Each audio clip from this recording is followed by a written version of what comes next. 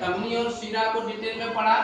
अब हम देखने वाले हैं कि ये ब्लड जो है हमारे शरीर में मतलब किस किस मार्ग से होते हुए जो है कि जा रहा है।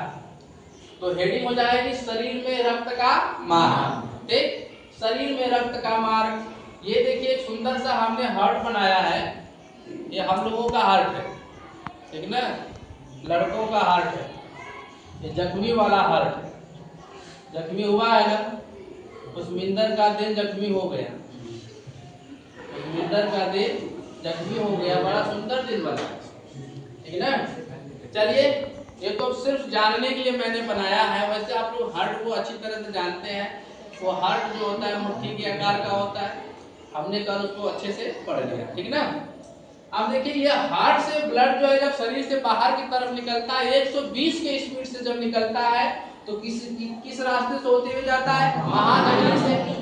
महाधमनी से धमनी, महाधमनी से धमनी, धमनी से छोटी धमनी, छोटी धमनी से केशिका, केशिका से अब वापस जाएगा। देखो ये आगे की तरफ बढ़ रहा है, हार्ट से निकलने के बाद आगे की तरफ जा रहा है, और जैसे ही केशिका के पास आएगा फिर इसके बाद कहाँ चला जाएगा?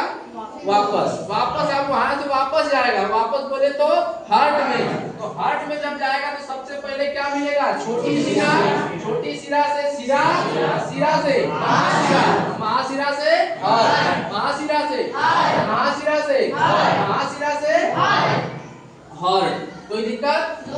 कोई दिक्कत? कोई दिक्कत नहीं, कोई दिक्कत नहीं है। इसको याद करने के लिए एकदम सिंपल सा तरीका है, आप इसको बिना देखे भी बता सकते, बिना देखे भी बता सकते। जैसे देखो सबसे पहले हार्ट, सबसे पहले हार्ट, हार्ट से महाधमनी, महाधमनी से धमनी, धमनी से छोटी धमनी से छोटी धमनी से केशिका, केशिका से लौट रहा है, लौट रहा है ना, छोटी शिरा, फिर इसके बाद फिर इसके बाद महाशिरा के बाद महाशिरा के बाद फिर देखो हार्ट, महाधमनी, धमनी, छोटी धमनी, केशिका, वापस वापस छोटी शिरा, छोटी शिरा, शिरा, महाशिरा और समझ में आ रहा ना, महाशिरा और महाशिरा। यानी बेटा एक तरफ से निकल करके बॉडी में जा रहा है, बॉडी में पूरा घूम लिया, फिर वापस आया कहाँ? हार्ट। ये हार्ट से बाहर जा रहा है पूरे बॉडी में, और बॉडी से घूम करके फिर कहाँ चला रहा है? हार्ट में। कहाँ चला रहा है? हार्ट में। कहाँ चला रहा है? हार्ट में। ये प्रक्रिया बार बार होती रहती है, ये प्रक्रिया बार बार होती रहती है। अब इसमें एक चीज आपको और जानना है कि इसमें एक ऐसी नस है, एक ऐसा जो है कि नस है, नस ही हम बोलेंगे, ठीक ना, जो एकदम पतली होती है, बहुत बारीकी होती है, उसका नाम है केशिका। क्या नाम है? केशिका। तो केश माने का होला? बाल। केश माने का होला? बाल। ये बाल जो होता है ना, बाल, बाल के ठीक सामने नीचे आँख, क्या होता है? आँख। आँख को फाड़ फाड़ के देखिएगा, उसमें से जो लाल लाल कलर की नसें दिखाई देती है, उस नसों को बोलते हैं केशिका। क्या बोलते हैं? केशिका। क्या बोलते हैं? केशिका। क्या केशिका सिर्फ आंखों में ही है? क्या केशिका सिर्फ आंखों में ही है? नहीं, केशिका आंखों में नहीं है, केशिका आंखों में नहीं है, केशिका आपके बॉडी में हर जगह है। समझ में आ रहा ना? आपके हाथ में कहीं पर भी कट लगता है तो ब्लड आता है ना, तो कौन सा जो है कि भाग कटता है? ये केशिका। कौन सी वेंस कटती है? केशिका। बहुत पतली होती है, बहुत बारीक होती है, तुरंत कट जाती है। समझ में आ रहा ना?